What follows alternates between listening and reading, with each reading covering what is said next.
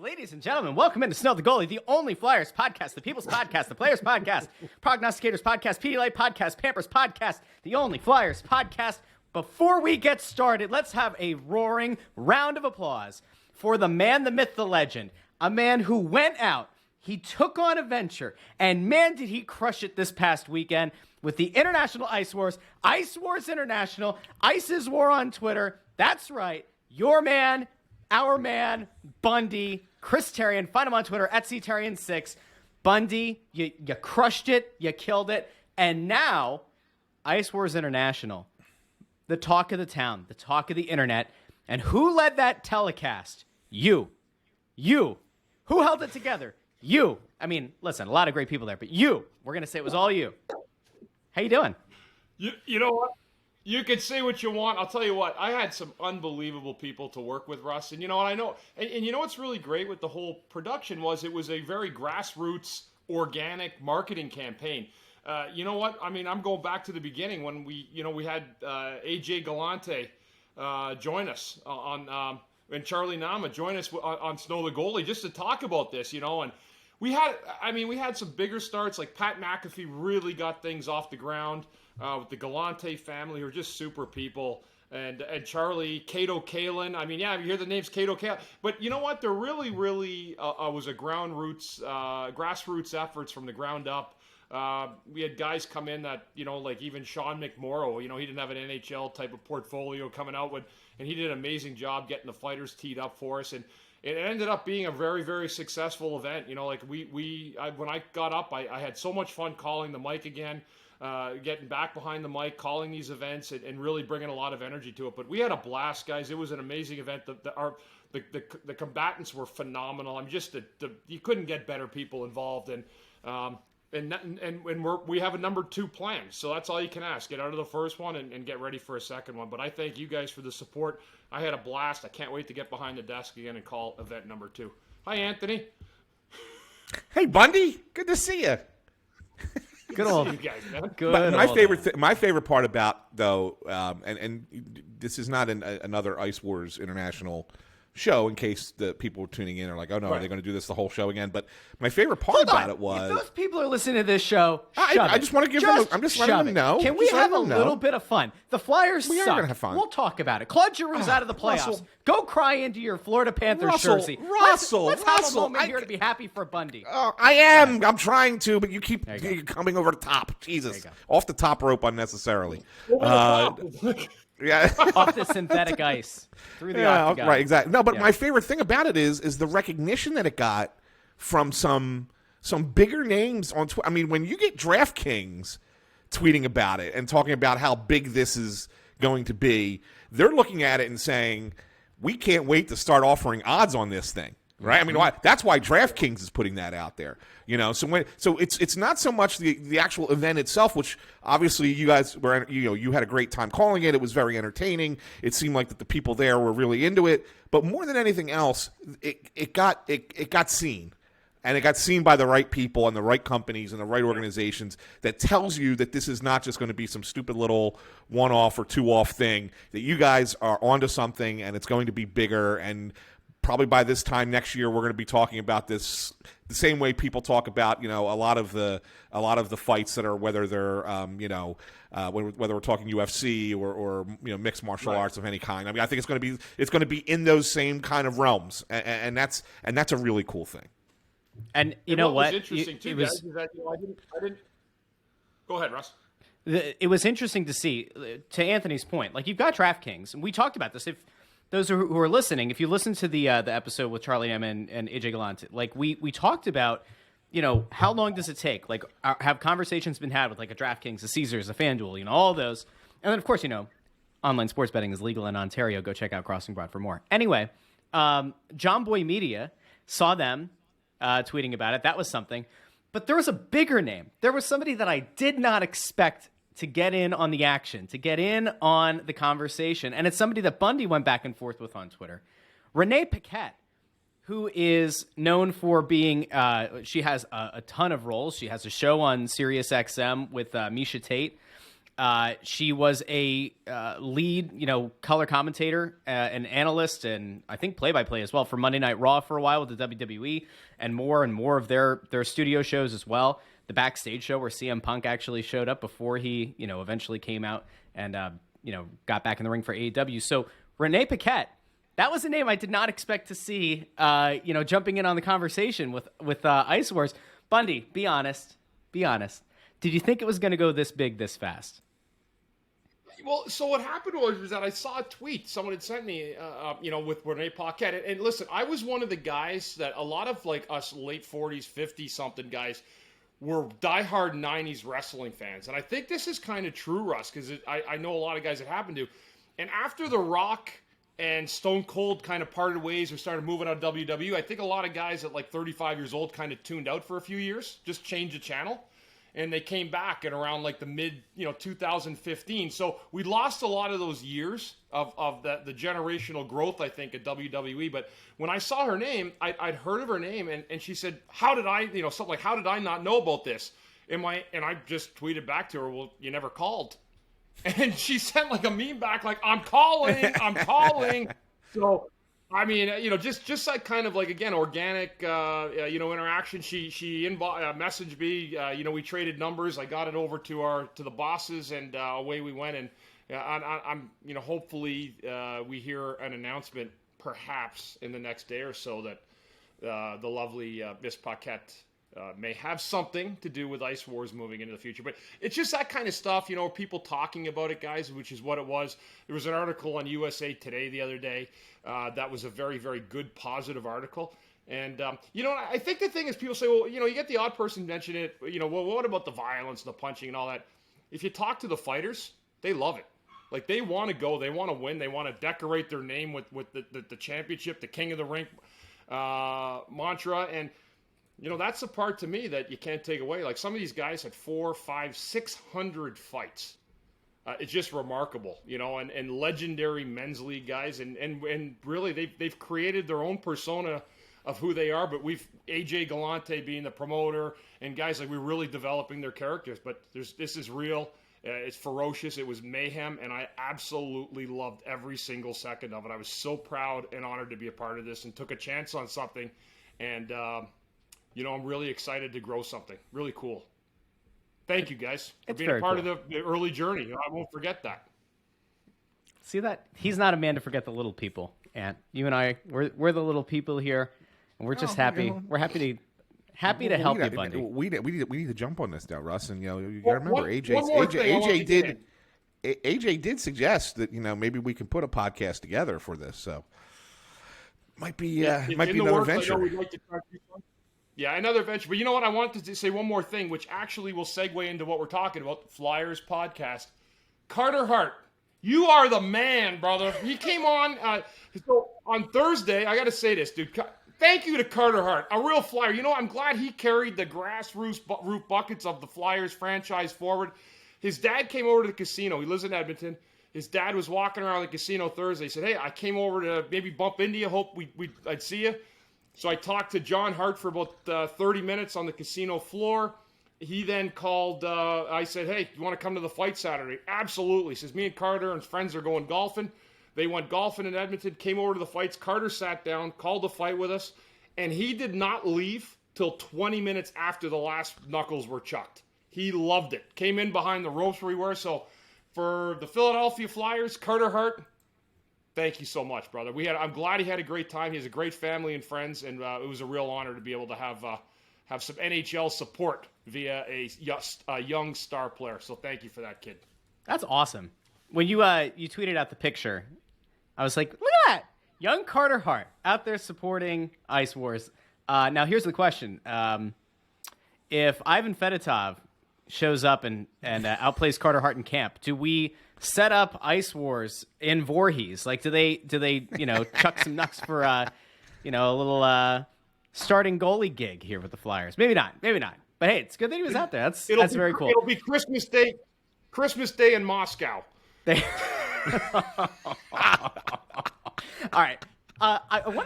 Buddy, I do think though, Carter Hart's, he might have been the first, but he is certainly not going to be the last active NHL player to get out to one of these events. I would almost guarantee that the demand to get into the next event is going to be through the freaking roof.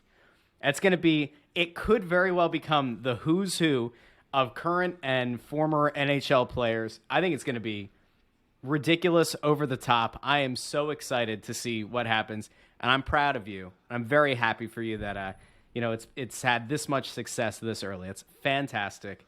You deserve it, fella. Thank you, guys. You deserve it. All right. I appreciate it. I appreciate all the on-air tutelage, too, from my friends at NBC Sports, because if I didn't have all that on-air tutelage, I wouldn't have been able to carry the water at Dice Wars. Thank you. How about that? Look at that. A little kumbaya moment. Things that are deserved or not. So the Flyers did not play last week. That's news to everybody out there. Former Flyers captain Claude Giroux's team was swept in the second round. There are a lot of different takeaways to have from this. Bundy, Anthony, and I had lovely chats this week about what happened to Florida in their series against Tampa Bay. Before he and I rehash, I'm sure, what are going to be some very painful conversations that we have to have. Bundy, I want to get your opinion on what went wrong for Florida. I don't know how much of the series you got to see, but not a great series for Claude Giroux, but really not a great series for anybody in a Panthers uniform. What happened? You know what? And again, I don't want people to be misconstrued by how I say this, but what happened in the way I see it was, first of all, Washington probably could have gotten by Florida. They gave away that pivotal game that would have given them the edge in the series, and it was a 3-0 lead, and they Backstrom said, we gave them the series. What happened was, and I said this to our good friend Bill Meltzer, I said, my concerns with getting a guy like Giroux is that he's coming from a team where he's still the guy, right? He's still the main guy in Philadelphia. Wherever he went, he could not be the guy on a team that was supposed to lift the Stanley Cup. And he became the guy on Florida. He could not become the guy on Florida and them have success, or they're going to lose in the first or second round, and that's what happened. He needed to go there and be slotted in the third round, and this is what Meltzer said, Florida, he will be slotted. He wasn't slotted. He was their feature player. And as a result, whether or not it had an impact on Barkov, Huberdeau, and the other guys that have carried the water the entire year, it impacted them. They weren't the same players. And Giroux became the best player on the Florida Panthers. We've seen what he was as the best player of the Philadelphia Flyers. He was a very, very good player. But that didn't transcend to 1 year after another of heavy, deep playoff runs. It just didn't. So why would Florida, in all their wisdom, having a team that I thought was the best regular season team, like they were unbelievable, big, physical, nasty, they got in the corner. All these things they did, and you can't tell me I'm wrong, they did not do it in that playoff series. They didn't win battles in the corner. They were softer, easier to play against. Their power play stunk. By the way, I know Giroux's have been on teams with good power plays. He controlled, again, the whole power play ran through G. Everything. They didn't run their power play through G during the year. So what I'm saying is that what the worst case scenario for the Florida Panthers happened. In a lot of ways, I liken it almost to the Adam Oates trade that we had late. When he came here late, he was an unbelievable regular season player. He was a great player on a team that hadn't had a lot of success. And he came here, and people might blame Adam Oates but he had nothing to do with it. The problem is everyone remembers that trade, Anthony, says they gave away 3 first-round picks in a row, right, yep. for Adam Yep. Oates. But the problem with Giroux was that's why I said with Bill Meltzer, he had to be slotted. If he's going to win a Stanley Cup or he's going to be an impactful player on a team that's going to win a Stanley Cup, he needs to be playing about 14 minutes a night on the third line, and he can never, ever, ever be the feature. And I think that they learned a very, very hard lesson. Well, and I think what ended up happening, Bundy, and I think you're right, but to kind of put a little bit more context into it, they turned to him because those other guys were not doing their jobs. Because they're choke artists. But why was that? Because right, they've historically, in the playoffs, they've historically been choke artists. You can't say they're historically choke artists. That Florida hasn't had success in how long, right? But, Barkov and Huber, other than the one game, I think Huberdeau had a great game in one of the games against Washington. I think it was the comeback game where they came from behind. I think he had a 4-point game. But other than that, really, they didn't show up in the playoffs like they played in the regular season. And so at that point it became, because when it started, Giroux was playing third line kind of minutes. I mean, yes, he was playing on the number one power play, but he was playing third line kind of role with that team in the playoffs. Verhaeghe had a nice first series. Duclair, but then Duclair gets scratched by the end of the Tampa series. It was they just didn't have it, and it was almost it was very reminiscent of the Flyers in the bubble. That first series against Montreal, where it's like, okay, well, they got by, they won the series, but the red flags should have gone up, and then the Islanders took real advantage of it. And if it wasn't for guys like Giroux in that series, who every time that they had to come from behind and win a game in overtime, like he was their best player, and obviously the Islanders are not the Tampa Bay Lightning, two-time defending Stanley Cup champions, so that they coughed up those 3 games of the Flyers and let it become a 7-game series. But Tampa was not about to do that. Tampa turned it on, and Vasilevsky became Vasilevsky after he was not as good in the first round. He was sensational. The last two games of the first round, and then all 4 games against Florida. So it was a combination of Tampa became Tampa, and Florida just wilted. And at that point, it was like, well, who can help us? And they turned to Giroux. And you're right. At that point, Giroux cannot be. You can't expect to beat the Tampa Bay Lightning when Claude Giroux is your best player. But what I'm saying, that's what happened. Yeah, 100%. That's what happened. But I don't know what happened first. What came first, the chicken or the egg? Like, did they say when Giroux came in, okay, we got another guy who's really going to help take a load off, and then they take their foot off the gas just a little bit. And if you take your foot off the gas just a tiny little bit in the playoff series, it's the difference. Well, they did in the playoffs. Some of the thing, they didn't take their foot off the gas in regular season. If you remember, after Giroux came, but they went 12 games in a row with a point, I think, or a win, or whatever, 10 wins in a row, whatever it was. So they didn't take their foot off the gas in the regular season. You thought, okay, this could work for them. And then come the playoffs, it was almost like, oh, well, we're better than this team. And we're the best team. We'll make it work. And then you're right, they did take their foot. Or maybe they got a little bit spooked they thought they were going to get Toronto, who doesn't play as good defensively, because Toronto had that series in the bag, and then they coughed it up, which was fun. I love the fact that Toronto can't win. But then all of a sudden it's like, oh, we got Tampa. Oh, and now they're feeling it again. Oh, they're looking like a 2-time Stanley Cup champion. And you heard their coach. I mean, he said everything that Terry Murray said without using the choke word, right? About his team when Florida, the way that they were playing against Tampa. And he was spot on. They just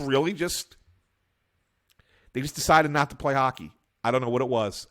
Collectively, they were beaten. They were mentally beaten by Tampa. And is that that's not on Claude Giroux specifically. That's on the group of them together. But man, was that bad. Man, was that awful. I mean, you had a star-studded power play, right? Like you had an elite. I don't know how that power play doesn't score. You had an elite power play. You had Barkov, Huberdeau, Reinhart, Giroux, and Ekblad, right? Yeah, I don't know how they score. 1 for 31. I don't know how that happens. 1 for 31. I don't know how it happens either. But to Bundy's point, go ahead, Bundy. This is one of the cases here, guys, where I think, honest to God, and it's nothing. I know what you're saying, Anthony, but it's almost like they would have had a better chance if they didn't make a major trade at the deadline. Honest to God, you're right. You might be right. I think they sometimes disrupted their chemistry. Sometimes it happens. And I think yeah. But Bundy, this is the perfect example with this. Is we've talked about this before. You guys in 2000, where you guys had that great chemistry, and you had one bad game, and they're like, "I put Lindros in," and it ruined the chemistry of the team. Right, and he was coming in already. He was already coming in. We knew it before Game 5, and that was just enough to mess all our star players' heads right up. Yeah, and it's him. I tell people don't get this. Him coming back didn't cost us the series on the ice. It was enough to put enough shit in people's heads, right? Because we were winning. We were winning in spite of them. Mm-hmm. Right. And in spite of all the detractors. So that changed the mental part of what we were thinking. Exactly. And that thing, people forget that in sports. I think that a lot of times, it's easy to look at teams on paper and say, oh, that's the best team or that whatever. But they kind of forget that chemistry is a thing. It's not just something that we talk about, right? As people who are broadcasting, there is a legitimate thing about chemistry, and it's not just chemistry in what works together well, but sometimes when something is going well, why ruin it? Why change it? Why do something different? And that messes with it. Not to say that, I mean, look, if Lindros was there from the beginning of the playoffs that year, you guys might have stormed through, right? You guys might have stormed through anyway and won everything. But the fact is that when it happened, when he was coming back in, the timing of it, you guys had one bad game, and it was like, oh, okay, now this is going to happen, and it certainly messes with the head. And that's why it's so hard to win a championship in any sport, because not only do you have to be good, and not only do you have to be a little bit of lucky sometimes, but you also have to be able to maintain that mental focus and that mental approach to the game. And why the Stanley Cup everybody always says, is the hardest championship to win, because it takes 2 months and you have to win 16 games in 4 7-round series. And it's so hard on a night in, night out basis to have that focus, to maintain that belief for that long in a group of 20 individuals, as opposed to any other sport that doesn't have that kind of approach. And that's why it still remains the hardest championship to win. I stand by that. So, and I think Florida learned that lesson. Florida, as an organization, your boy Russ, Bill Zito, your favorite general manager, maybe he learned a lesson that, I maybe went too far. Maybe I did too much. He did too much. Maybe. I know another coach. I know another coach in the league. I actually asked him at the deadline, "You have any interest in Giroux?" And he said, "Not a little bit, not one little bit." And he was for the same reasons that I just mentioned. And I think that's part of it. Where you're saying, like, what does it do to the chemistry? I just felt like for some reason at the end, like Giroux would he have 9 shots or nine attempted shots in that last game? I mean, he was doing everything he could to win. It almost felt like I was watching the Flyers in an elimination game in the playoffs. Yeah. It felt identical. I mean, this isn't the Bill Zito podcast. I merely have said in the past that I think that Bill Zito deserved more than a courtesy interview. I think that's fair. I think Bill Zito, if nothing else, has shown an ability to find players around the fringes and to build a team that he's done a nice job. Can be successful. I'm not so sure the guy that's currently employed can do that. I threw this out, and it, of course, triggered a lot of people who were living vicariously through Claude Giroux. But when the deadline was coming up, and when we knew that there were 4-ish teams, 5 teams with different levels of interest in Claude Giroux, I said at the time that I thought Colorado probably could have been the best place for him to go, if for no other reason than kind of to Bundy's point. I think Colorado wouldn't have needed Giroux to be on their top line. Probably could have played more of a mid-6 role.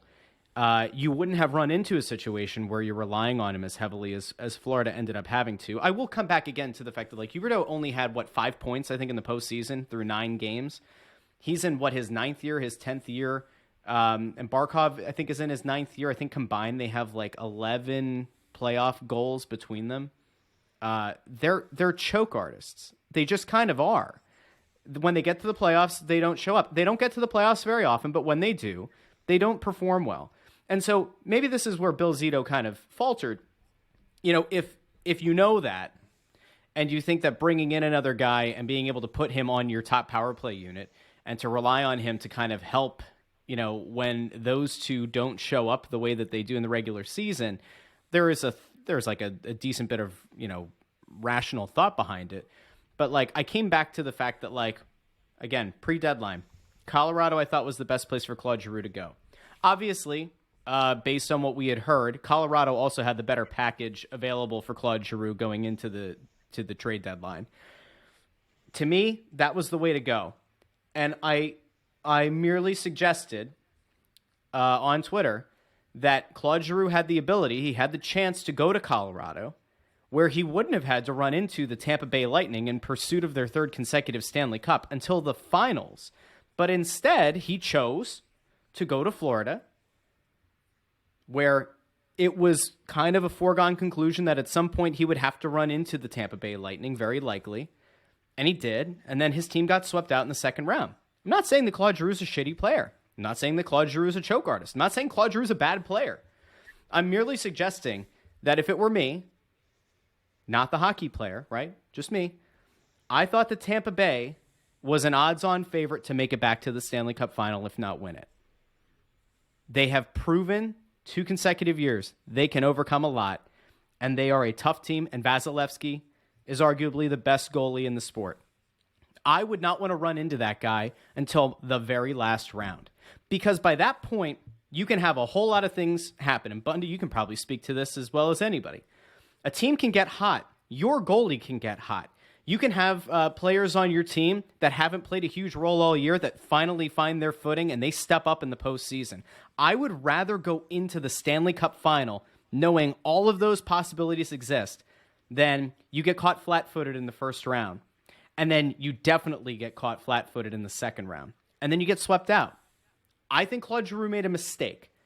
From a hockey perspective, he made a mistake by going to Florida, not Colorado. We talked about it on this show. There's family factors. There were a whole bunch of other factors that went into his decision to go to Florida. But from a hockey perspective, Colorado was the best situation he could have gone into. Ultimately, he didn't. He's out of the playoffs. Well, I disagree with that whole thing. But go ahead. I don't necessarily agree with that. I mean, he could have picked either team. I mean, I don't know if same thing wouldn't have happened in Colorado. I'm not sure about that either. But I don't know. I'll be honest with you. I think Florida, when you look at them on paper, if you're going to go to a team, like, for me, I would have been tied with Colorado or Florida, to be honest with you. The way that both teams were playing. Like, I honest to God, guys, and I've thought this for 3 years, even when I was calling games live, like, I watched Barkov, and I thought he's a really special player. And he is. He hasn't had a ton of playoff games, Russ. They were a really bad team for a long time, and he was a bright spot along with Ekblad and now Huberdeau coming in. But I really feel like the way Florida was stacked up, even before Giroux, I felt like they were a better team that was equipped to win the Stanley Cup. I don't think it would have made a difference if he went to Colorado or Florida. They could have won, but I think Florida was as good a pick as Colorado would have been in terms of going to a contender. I just think that what happened, though, in terms of the way Brunette had to use him, Andrew Brunette, the coach, you just could not ever have that guy playing in a top 3 spot, and they did. And at this point in his career, I mean, we've seen this act. It didn't work here for a decade with him as the best player. Why would you put him on the best team, eliminate their actual best players, and think that something was going to change? It never was. The difference with Colorado, and I'll give you this, Russ, the top 3-4 guys on their team, there's no way he would have had a sniff playing in that group at all. So that would have, maybe that one more elite player would have pushed him down a line, because he became the most pivotal part of the Florida Panthers, and it cost them a playoff, a run in the playoffs. And I agree with you, Bundy, and I think that this is the way I would look at it, though, to kind of sit there and say it could have gone the same way with Colorado as it eventually gone with Florida. Is this? Well, there's 2 things. First of all, if you're looking at it comparatively, if you're Claude Giroux saying which is the better spot, and you look at Colorado and you look versus Florida, Florida got the better goalie, right? I mean, Bobrovsky's better than Kemper. Overall, he's a better goalie, and I think Florida's got a better defensive team than Colorado. Colorado just comes at you nonstop. Yes, you got Makar and Taves, but beyond that, their defense is not solid. Whereas Florida's defense was pretty darn good, right? And then they added Sherratt, which was insurance because they weren't sure where Ekblad was because of the injury, and they add Sherratt, and so they really got deep on the defensive side. So I think Florida had a more complete team, whereas Colorado was more just offensively driven. But Colorado's also had this stigma that they can't get to the conference final, right? They just can't. They have this thing in their head that they can't get by. And everybody tell them, as talented as you are, you should have been there by now. You should have been there by now. This is 10 years since the rebuild started, and you haven't gotten there. And you watched it last night. You saw it last night, where they have a 3-0 lead in Game 5 at home on St. Louis with a backup goalie, and they cough it up and lose the game and lose it in overtime. And look, Berube's a great coach, right? So he knows how to get those guys motivated, right? Once Tarasenko scored that goal, it was over. Like, you knew St. Louis was coming back in this game, right? You knew they were coming back. Yeah. But there was a thing. So now all of a sudden, Now you're Colorado. You're down. You're up. You're still up 3-2, but now you got to go back to St. Louis, and heaven forbid you lose that game because then it's a Game 7. Okay, and what do you think? And what's going through their head, right? And what's going through their head right now? Oh my God, maybe we can't do it. Maybe we can't get to that conference final. It's a lot like the Sixers, right? In the same way. And if you would have put Giroux in that spot, let's put Giroux on that team and put him in this scenario. Okay, now all of a sudden these guys are starting to question themselves again. Does Bednar then turn to Giroux and be like, "Hey man, we need you now more than ever"? It's the same concept, right? I mean, wouldn't it? It could certainly be a similar situation. You know, we need you here, man. We need you to step up and help this power play, get this thing going, and kind of lean on him a little bit more.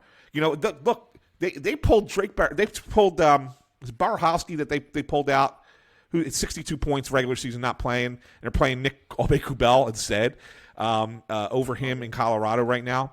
But I mean, imagine that, like you're pulling a 62-point player out of the lineup to play Nick Aube-Kubel, who's played well for Colorado. Don't get me wrong, but we've seen that act too. Okay, so like to me that reeks a little bit of desperation.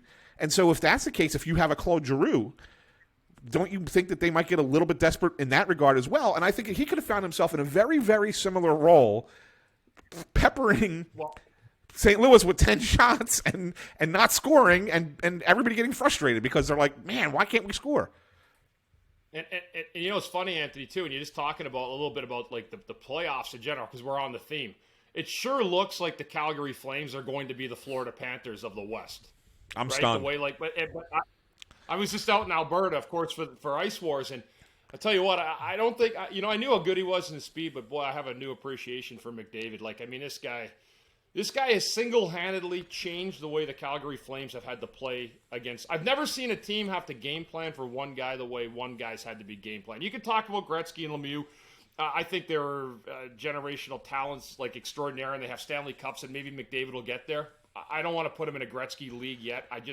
There's something about Wayne Gretzky, guys, that just doesn't define anything the way we look at an athlete in sport. I mean, he's just a freak show. None of it made sense. But the way McDavid has done it, I mean, he's just taken this team apart. I mean, he's almost part of, like, what is it, 85% of the goals or something in the playoffs for Calgary. Or for Edmonton.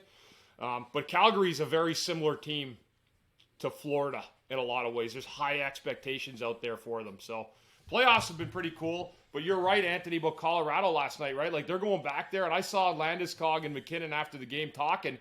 And, like, oh, yeah, we're fine. We're going to go back there. And that's all saying all the right things. But I can't tell you how devastating a loss that was yesterday. That's one that will eat you for a couple days, and you got to have, like, Berube's such a good coach, and this one now puts it right back in Bednar's court to try to regroup these guys. Because I'm telling you, they may tell you it's okay. It's not okay. You don't lose it. It's how they lost, Bundy. It's not like if they would have come out and just played it. If they would have come out and just been like, St. Louis just dominated from the beginning. It was just a bad game. I think that you can go after the game and say, you know what? We didn't play our best game. We're going to go to St. Louis. We're going to play our best game. But they got out to a 3-0 lead on them, and then lost the game. It was very reminiscent of Boston Flyers 2010 Game 7 in a lot of ways. And I sat there and I'm watching that game. I'm like, St. Louis has this. If they want this series, they have this series now. After they score that goal in overtime, yes, you got to win 2 games. You got to beat Colorado twice, once more back in Colorado. But I think that mentally, they now believe in Husso. He had a decent game last night. Made a couple really big saves for the Blues. They believe in him. They have this whole mentality now of they can go into Colorado and win there. They've played 2 really good games there. Just win one at home, and all of a sudden it's a 50-50. And I think that St. Louis is. I think that that's where they're at, and I think that that's how Chiefs going to approach it with them. And I think they're going to play a great game at home. And this series is not over by a long shot. And I think that I would not be surprised if it's St. Louis Edmonton instead of Colorado Edmonton. The odds makers don't think you're as crazy as some people might. So if you head over to DraftKings Sportsbook, of course through crossingbroad.com or EliteSportsNewYork.com or one of our other sites. St. Louis right now is plus 550 to win the series. The Avalanche are still heavily favored at minus 800. For those who aren't betting adept, that means that a $100 bet on the Blues would net you $550 in profit. it's honestly not a terrible bet to throw down. Versus it would cost you $800 to make 100 if the Avalanche win. To put that in perspective with the other Western Conference series, Calgary's plus 450, so a little bit off. Plus 450 to win their series against the Oilers. The Oilers are minus 600. I would argue, and I think you guys probably would too, Edmonton is in a much better position to win their series.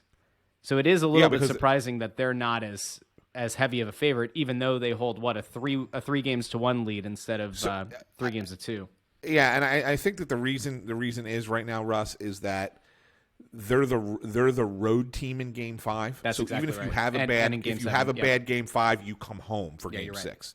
You're right. And I think that's the one difference, right, Bundy? Would you kind of agree with that a little bit? That when you're up 3-1 in a series, if you're going to lose Game 5 and you lose it on the road, it's not as bad as losing it at home. Like, you don't suddenly feel that dread because you're like, you lose Game 5 on the road. It's like, well, we're going back to our place now. Now we're going to win Game 6, no problem. But if you're up 3-1 at home and you lose Game 5, then it's like, we better win this game on the road. Otherwise, we have a Game 7 that we have to deal with. Yeah, there's no question about it. It's the same situation. We had the 3-1 lead on the Devils. We laid an egg in that at home in Game 5, lost 4-1, and then went back to New Jersey. That's where Lindros came back for his first game. But he actually played well, but it was just something about it. And then when you get to the Game 7, that's where the coin toss. You enact it's a 50-50. It really is. It's who shows up, who gets a lucky bounce early. And I'll be honest with you, if there's a Game 7 between the Blues and Colorado, I'll take the Blues just on the fact that they've won before. Yep. They've been there, done that, and if they already won 2 when they were down 3-0 in Game 5 of the elimination game, they got nothing to be scared about at all. They're figuring they're playing with house money anyway, and Colorado is actually the one that has the affinity for choking, Russ, to be quite honest with you. They're the ones that have had a lot of years now, and they haven't won anything with a guy that's probably the next best player in the league, to McDavid, and a guy like Nathan McKinnon. Yeah. So I mean, there's a lot of pressure on Colorado, and I'll tell you what, that 550 play, that would probably be a smart money bet. The $100 laying that on St. Louis, because Chief won't let them off the hook, his team, and he's probably sees a wounded wounded animal in Colorado a little bit, and I've been around this guy. He'll sick the dogs after him to finish it if he can. So be a real interesting. It should be a ferocious game tomorrow night. I'm going to make some people. I'm going to make some people some money. If you go to DraftKings, of course, through crossingbroad.com, you can bet 5, win 150 on either team in the NBA's Western Conference Finals. Golden State is minus 310 to win against Luka Doncic's Mavericks tonight. Games in Golden State, they're going to win. And as long as they do, that'll get you 6 $25 free bets. So that's $150 worth of free bets that you can use on other things, including putting money down on that plus 550 line. You don't even have to shell out a ton of money. There you go. I just helped you. You're welcome. The only other series remaining is actually one that I've taken a bit of an interest in, and that's the Eastern Conference series between the Rangers and the Hurricanes. One of our best friends is a huge Rangers fan, and Game 3 happened, and he and his wife were over. She's like set, I think she's due in a month or so with twins. So we figured this would be like our last chance to really get together before things get super crazy for them. And Game 3 happens, and all I kept thinking was, you just need Shesterkin to get hot, just a little bit. You get a 3-1 result, a 4-1 result. Now the series goes back to Carolina. To give people an idea, the odds makers have this one close to toss-up range. The Rangers are plus 125. The Hurricanes are minus 145. All right, so in theory, it's now a best-of-3 series.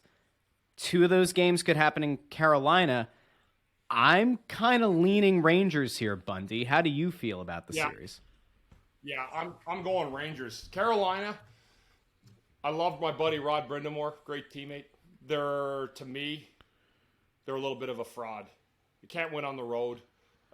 Their star players cannot play on the road. Like Aho's been just brutal on the road. So if you can't win on the road in the playoffs, they haven't won a road game yet, right? No, they haven't. They haven't won a road game in the series in the entire playoffs. So they go home, they got home cooking. I mean, Yeah, I mean, do you think a team like Tampa is going to worry about not winning in Carolina? I'm with you, Russ. I think the Rangers actually win this series. I may be wrong, but I think the Rangers have the better. If I had to pick a side right now, I would say the Rangers are more likely to win a game in Carolina than Carolina is going to win one at the Garden. Yeah, That's what I think right now. And I think it's because Shesterkin's found himself. Yep. He was not good in the first round, right? I mean, how many times did he get pulled against Pittsburgh, right? And they still found a way to win the series. And then they lose the first 2 games in Carolina. Carolina is 6-0 at home in the playoffs. They're 0-5 on the road in the playoffs. But Shesterkin in this series has been sensational, and he's been the guy that a lot of us thought was a Hart Trophy candidate. He's certainly going to win the Vezina, but may also win the Hart Trophy, as he's a Hart Trophy finalist as well. Yeah, I do think that this is a series where the goalie is going to steal the series for somebody, and I think it's going to end up being Shesterkin stealing it for the Rangers, and the Rangers going to the conference final against Tampa, which would be a pretty good series, but I don't think the Rangers can beat Tampa. But nevertheless, I do agree with you guys. I think that the Rangers are going to win this series. It may go 7. It may not be till Game 7 that they win that game on the road. But at the same time, I think it's I definitely think this is the one where the goalie can win the game that you don't expect to lose if you're the home team. I think there's a compelling case to be made here that the Rangers winning this series could be good for the Flyers on a couple of levels. Russ? So how many times have we come back around to, the way that Bundy and I think, view this team and what they should do or what might behoove them in the long term to do? It's a similar plan to what the Rangers did. Now, is Carter Hart or is Ivan Fedotov going to be Shesterkin? No. You're so caught up in Fedotov. Do you have, listen, you just wait. Just wait. What do you think is going to happen? Either Fedotov's going to come over here and he's going to be amazing, or he's going to be absolute garbage, and I will scrub any episodes that we've done where I've even mentioned his name. I'm just going to dub in like... You're gonna have a hard time me saying anything bad about Carter. Yeah, exactly. Hey, Bundy's been a big believer. We've all been big believers here of Carter Hart on Snow the Goalie. Don't you dare snow Carter Hart. I totally agree. The Rangers being good, they're ahead of schedule because they hit on some draft picks, and a few players have developed faster than anticipated. And they had some lottery luck. So it's not an easy blueprint to replicate. But if you are in the camp of we don't want the quote-unquote aggressive retool, and we want this to be something where we build through the draft, maybe there's a case here. But I think it's actually better for the Flyers overall because that's a team that you're going to play against. That's a team that you have to face off against often during the regular season. And that is a team that stands as an existential threat to your hopes of winning a Stanley Cup. And if you think that the Flyers ownership doesn't care about winning, it is hard to look at a team that has accelerated their growth and accelerated their development as fast as the Rangers have, and then sit back and say, well, we're happy with our team. Like, sometimes there is something to be said for seeing a division team succeed. It kind of, I don't know, adds a little bit more fire. It adds a little bit more desperation in a positive way to improve your team. I'm just saying, I think it's actually good for the Flyers. I also think it's good for the quote-unquote rivalry that they could have with the Rangers. I like when New York teams are good because I feel like Philly and New York fans going at it adds to the atmosphere. And I want this team to be good. And I want the atmosphere around this team to be good. I think the Rangers being good is actually good for the Flyers. Okay. You know what's going to be interesting, too? We haven't even dealt with it yet, but what are the Devils going to look like moving into the future? They got some talent there, too, guys, that haven't really popped yet. There's a lot of teams you got to deal with. This is why I'm telling you right now and why I say the Flyers fans, it's so, like, I haven't gotten into the coach, but this is a problem for me. Like, they're so far behind developmentally the other teams that have had high picks that this is why this is such a fine line, right, Anthony? We've talked about it in terms of, the team developing. If you don't hit your picks, the Nolan Patrick pick changes probably a lot of the dynamic of what this group does if you hit on that pick. But, like, with the Devils, you have, like, a Jack Hughes, who kind of had some games where he broke out this year. but they're still waiting for him after a couple seasons, right, to shine through. So there are other guys, and that's why when you get young players in, like, you got to be sure about your star players because there's just not enough of them. The league is so similar in so many ways that when you do have a high-end guy, you can't miss on it, and that's where, Kakko and Lafreniere in New York were high picks. I don't know if they're not Lemieux and McDavid by any stretch of the imagination, but they're good players, and now they're getting that playoff experience that makes a difference for them. So there's a lot of teams, guys, in this division, in this conference, and the Flyers, in terms of where they are, have a long way to go to chase that younger talent that those other teams have because the Flyers simply don't have that. Yeah. Yeah, well, a lot's going to come down to the coach, and that's probably a good transition here, Bundy, to kind of talk about where things are. At this point, the Flyers are well into their coaching search. They've had one interview already with John Tortorella. I know that the Barry Trotz interview is either happening today or tomorrow. And then you have, either tomorrow or Friday. And then either tomorrow is Friday. Then it's today or tomorrow. Yeah, I'm right. Okay. Today's Thursday. You're good. Don't second guess yourself. Your gut tell you your gut instinct's good. I had it. They also they're going to bring in Kirk Muller. Is going to come in for an interview once Calgary's eliminated. We expect Jim Montgomery to come in once the Blues are eliminated, assuming they're eliminated at some point. And Tockett's going to get an interview, but I think that's more of a cursory one. I would say at this point, I'm not. If you're picking Tocchet over any of these other guys, I think that's just to try and sell tickets and not to really try and make the team better. If I'm being completely honest with where this team is right now, because I don't look at Tocchet as a builder. I look at Tocchet as a guy who's an emotional. Look, I think Tocchet would be a great assistant coach. I really do. But anyway, so obviously there's some big names coming in here, and the Flyers must be willing to throw a lot of money at some of these guys to bring them in. If that's what, if you're interviewing Tortorella, you're interviewing Trotz. Trotz is going to be interviewing in 5 different cities. The only way you appeal to him is if you're throwing more money at him than any coach has ever gotten, I think. And it sounds like the Flyers are willing to do that, to their credit. Where do you think it ends up, Bundy? What makes the most sense to you?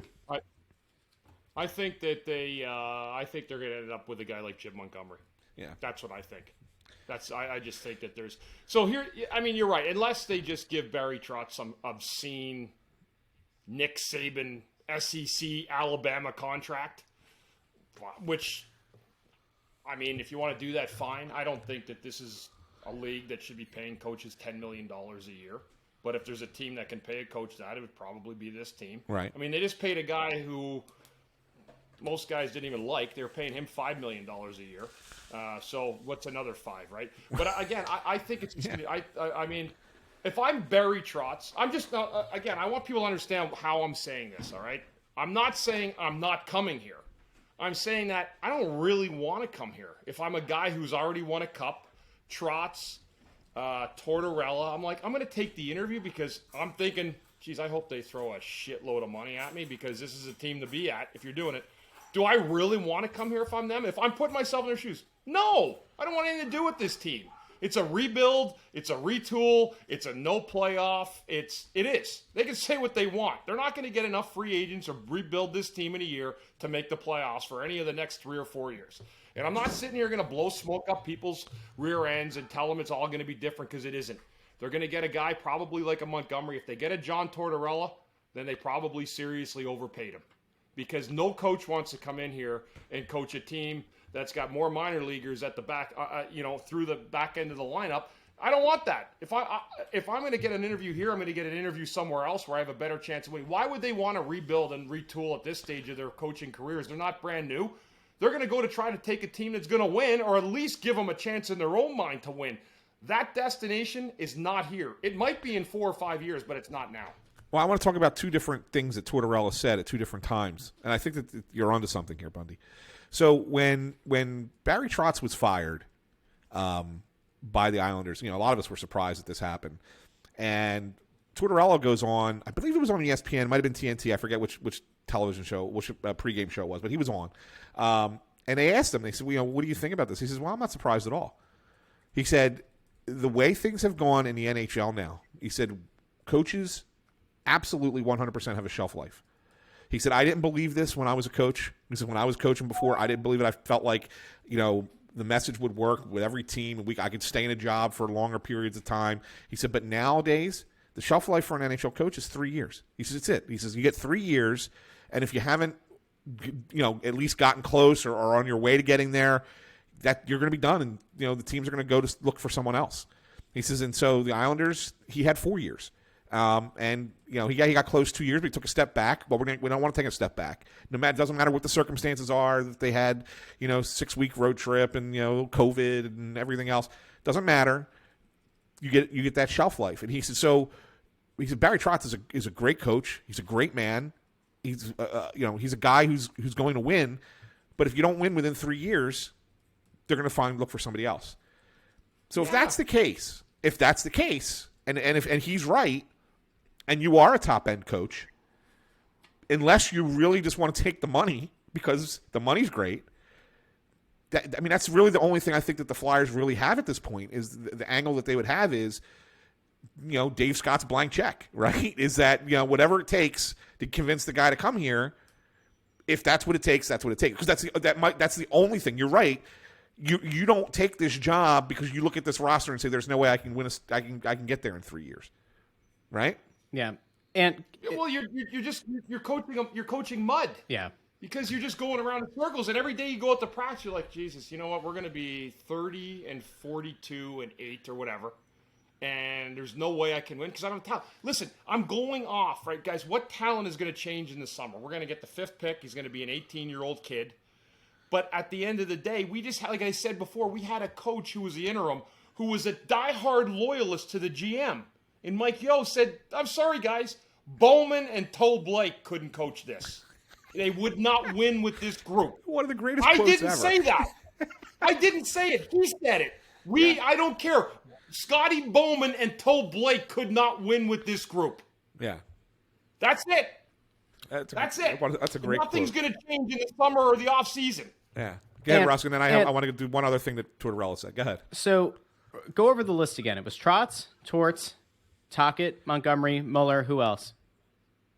Was there one other one? I think that was it. I think that's it for right now. Yeah. I mean, Okay. there might be other names that come up, but I think that's the names that have been talked about. Yeah. Okay. So for those who are watching on the Crossing Broad YouTube channel, there you go. Go ahead with your Torts point, but I want to come back to this because you can kind of set these guys in different categories, right? Based on why you would hire them. Go with the other Torts point. So the last thing that I want to get to is, Torts gets interviewed with the Flyers, and he's on ESPN, and they ask him, and his response was, "I'm just, I'm honored to, have the opportunity to meet with a team like the Flyers," and that's all he says, and that's all I'm going to say. So that just, to me, that sounded very milquetoasty, right? I mean, it's very like, yeah, it wasn't what I expected, or it wasn't great. It wasn't a great interview. And I'll tell you something else that I kind of heard. Say it. Maybe the Flyers are considering him for sure. I mean, they wouldn't be interviewing him if they didn't consider him as a viable head coaching candidate. But I think they wanted to also know if there was a world where another one of their candidates was named head coach if John Tortorella would come as well as an assistant.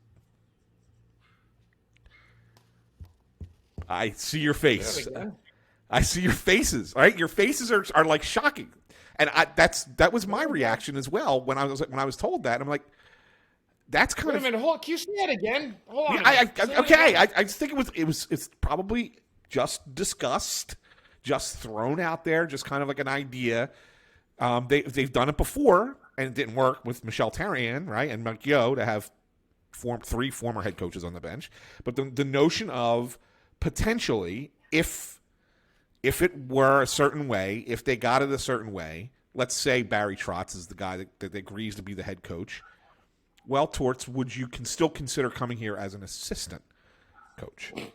Why not going to F-bomb. S-bombs are fine for today. Why would John Tortorella leave a cushy job in a studio where he has to do basic analysis of hockey and get paid well, he's not making $50,000 in that role. Right. Why would he leave that gig to go be the number 2 on the bench of a team that's not good? Like if it's What if the if that's what I'm saying. What if the money's there, Russ? if the Flyers are going to pay Trotz or Tortorella what it would cost to I think the only way that this works, right, is if Trotz is your head coach, right? Correct. I think that's the only way that it works. Which Yes. means you're going to shell out 5, 6, maybe more million a year for Trotz. Let's say you're going 7 for Trotz. Let's just say you're going 7 for Trotz. And what's Torts going to make? 2.5? 3. 3? 2.5, 3. As an assistant? Okay. So it's $10 million wrapped up. How much did they pay Alain Vigneault per year? Was it 5? It was 5. Yeah. It was 5. Yeah. So you're going to pay twice as much as you did for Alain Vigneault to have Trotz and Torts on the bench. That's insane. Now, look, Comcast's money, by all means, spend it away. I don't even have a Comcast product in my house. No offense, Comcast. Sorry. But $10 million for those 2 on the bench doesn't make any sense. Now, if you were going to try to sell me on the idea that you're going to try to bring Torts in to be an assistant coach under Montgomery or Mueller, or if there's like a budding young head coach that you want to put on the bench and have a backup option as your assistant coach, you might be able to talk me into it. Although I will point, in Philadelphia, we tried that before with Brett Brown and Mike D'Antoni on his bench, and there was always that constant thought of undermining, because that experienced vet head coach gets a little bit antsy that he doesn't get to lead the meetings. He's not leading the room, and he's just off there in the wings, ready to take over when the younger coach fails. I'm just saying. I don't like. Hey guys, I've got a great idea. Let's bring Alain Vigneault back and coach him with John Tortorella and Barry Trotz. I mean, you are still paying Vigneault. Why not bring? Paying him $10 million. We can have all 3 of them on the bench together.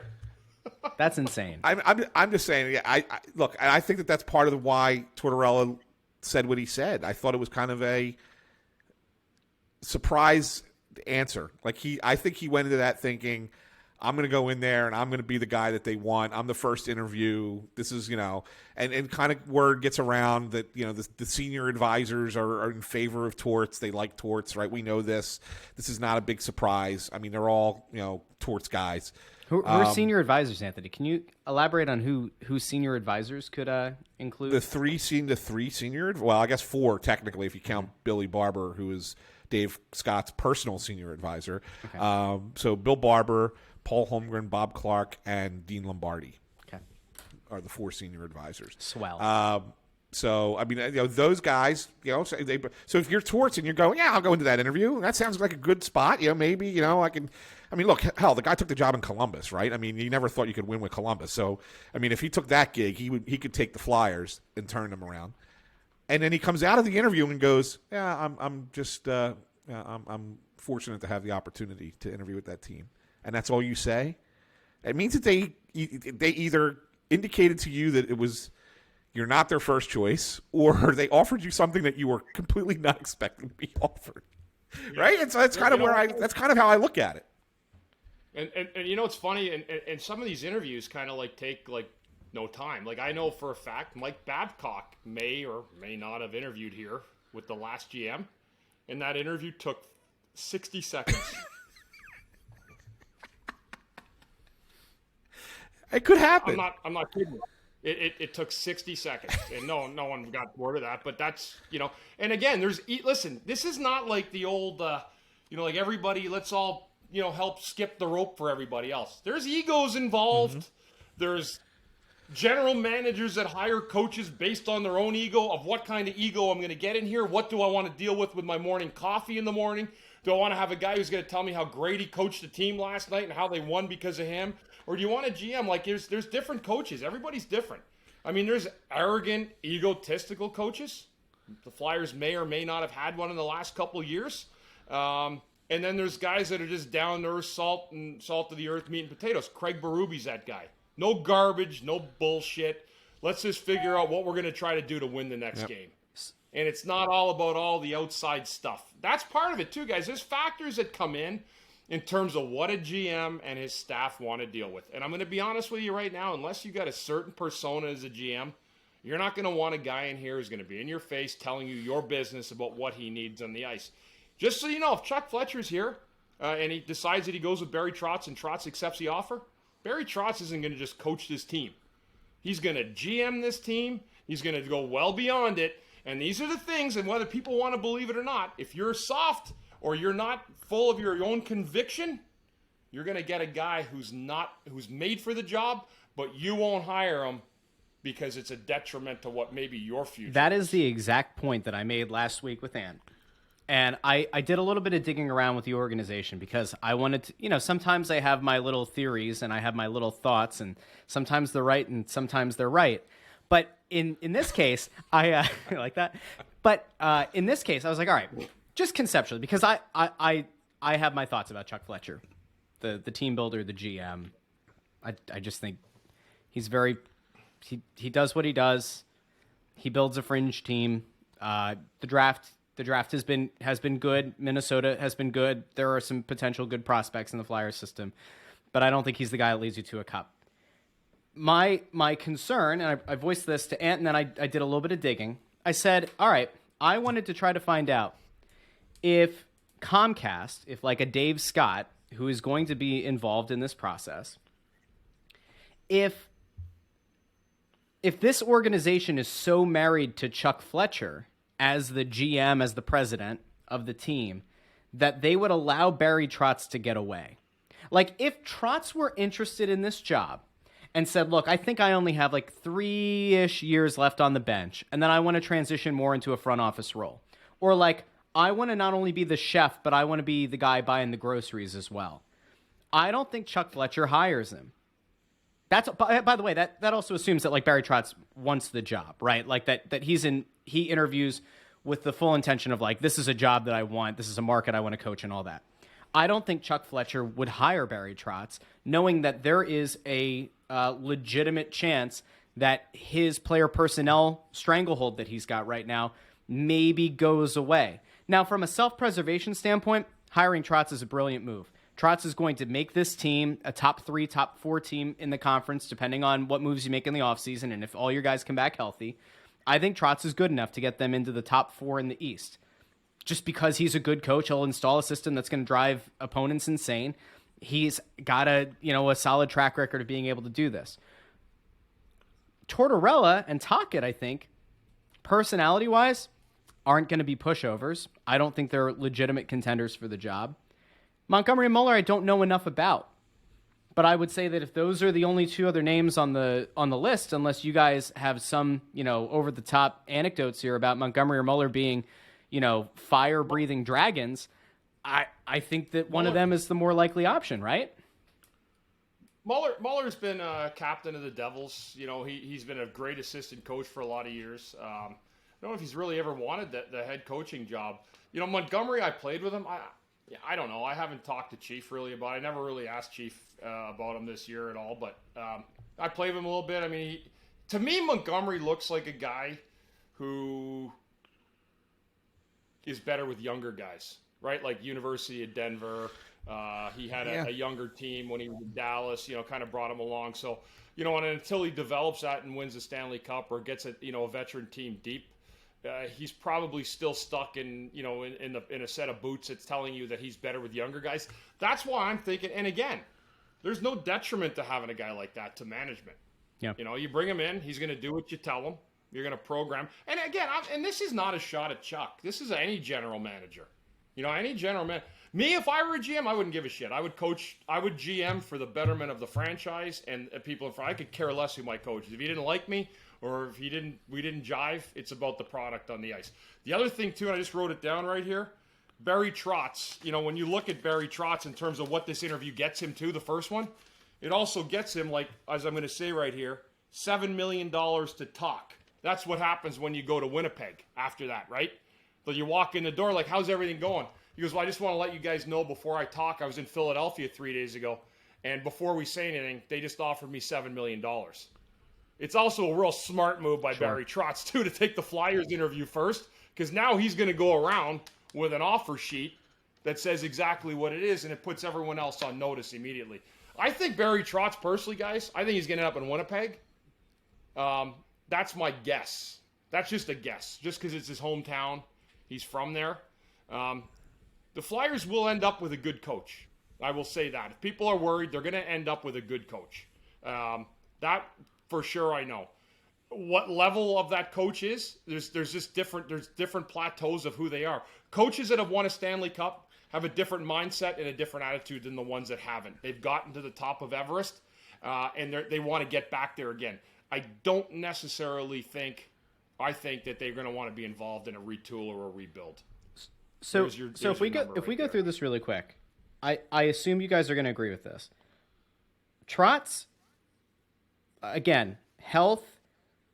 Your injured players from this past year are back in full form. Fletcher puts together a competent NHL team. Trotz's probably best case scenario with this team, 4th or so in the East.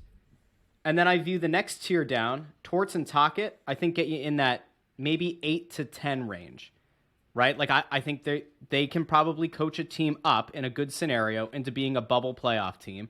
And then Montgomery and Mueller, I have no idea what they can be.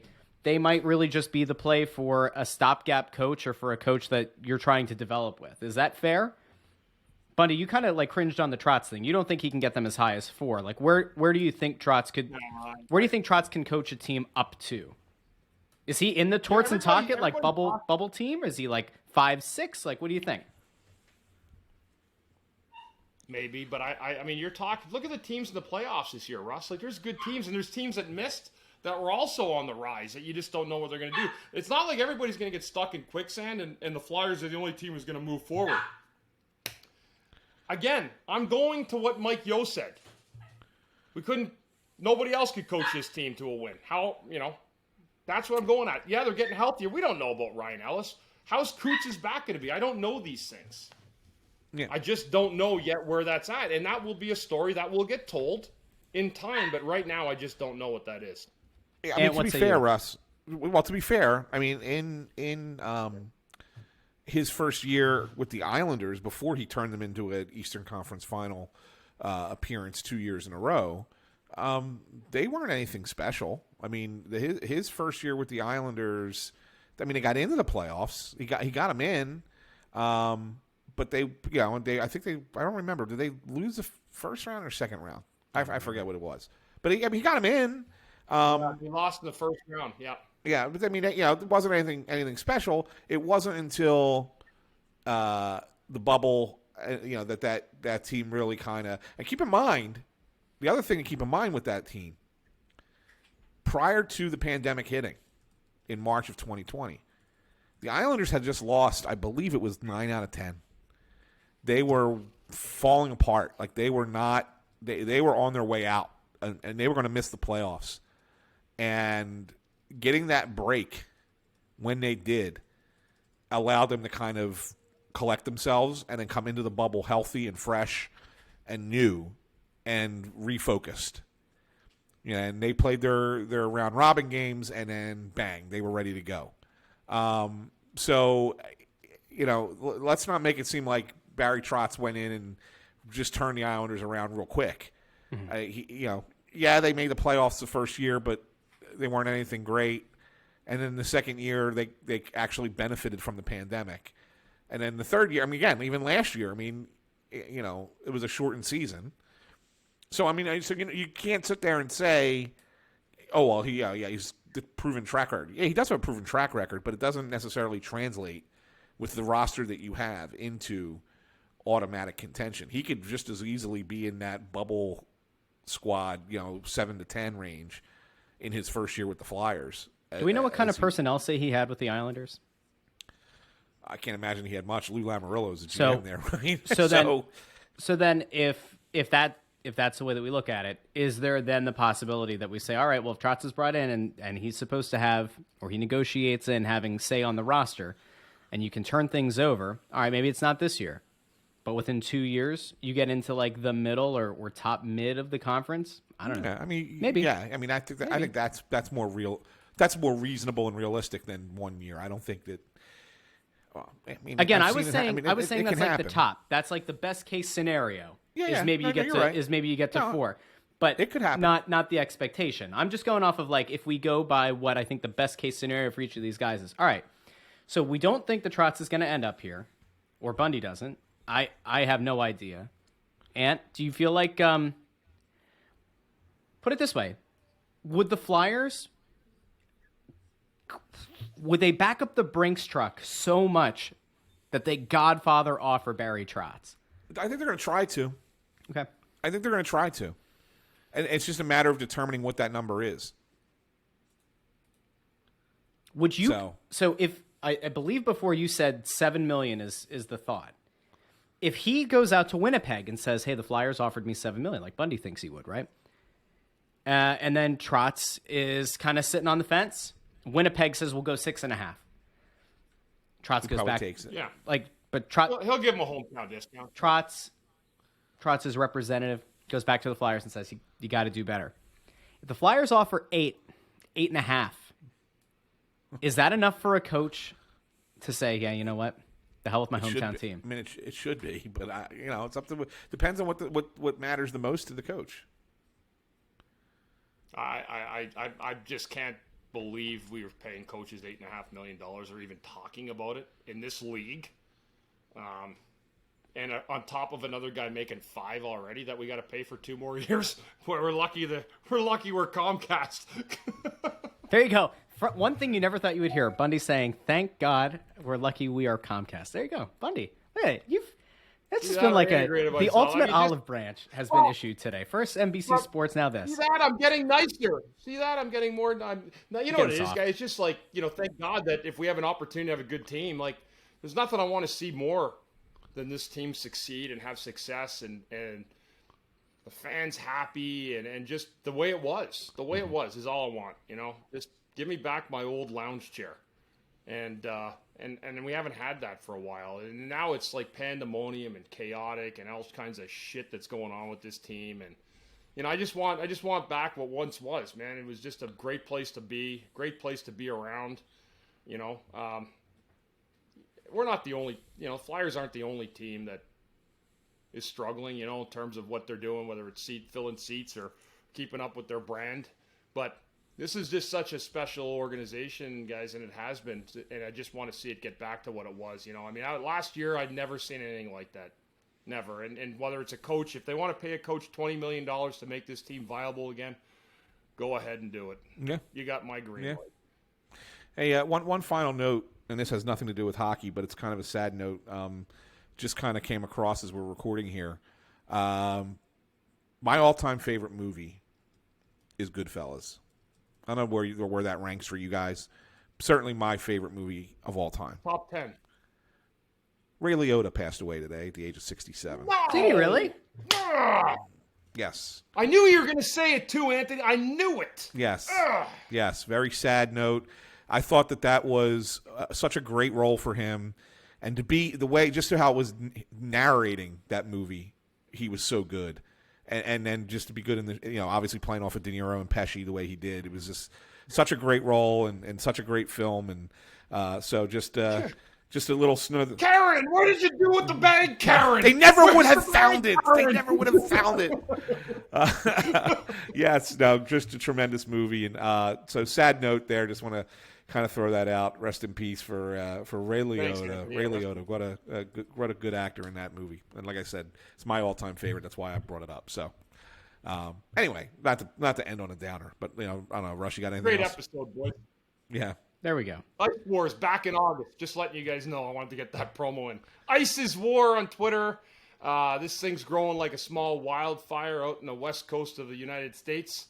No pun intended, I guess. But I tell you what, it'll be back in August, guys, and I know we'll continue to. Wait, and am I right, Bundy, that when it comes back in August, it's going to be coming to the eastern part of the United States? We're working on stuff. There's possibilities, Anthony, but okay, all right. I will promise you this: it will be on the east coast of the United States before long. Okay, let's say that. I like okay. that. Good That's a good sound. That's a good place to end Yep. for today. Thanks for tuning in. Don't forget, not only can you listen to the dulcet tones of Bundy, Ant, and myself wherever you get your podcasts, which of course is Apple Podcasts, Amazon Music, Spotify, Stitcher, anywhere, Google Podcasts, wherever you like to put headphones in or blare it through your speakers, you can find Snow the Goalie. Don't forget, all of your smart devices, you can ask Alexa or Siri or Google to play the newest episode of Snow the Goalie Flyers podcast, hands-free. It's a great thing. But also, you can watch the episode over on the Crossing Broad YouTube channel. It's youtube.com/crossingbroad. We have been building a following.